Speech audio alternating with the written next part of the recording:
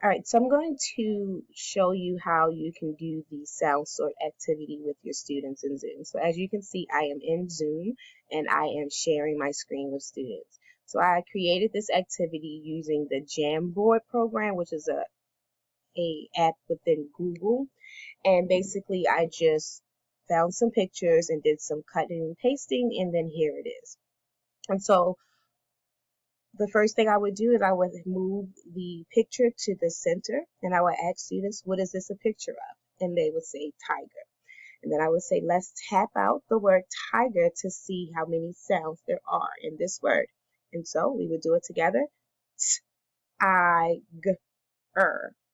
And then I would ask students, well, how many sounds did you hear in the word tiger? And I could ask them to raise their hand. I could allow them to shout it out, or you can give them the option to annotate directly on the screen. And so students would, if they annotate directly on the screen, I would have them write the number. And so when I said the word tiger, I heard 4 sounds, so we write the number 4. And then I would ask students, well, which basket should we place the picture of the tiger in? Did it have 2 sounds? And they would say no. Did it have 3 sounds? No. Did it have 4 sounds? Yes. And so this is where we would place the picture of the tiger. And we would continue this process until all of the pictures have been sorted.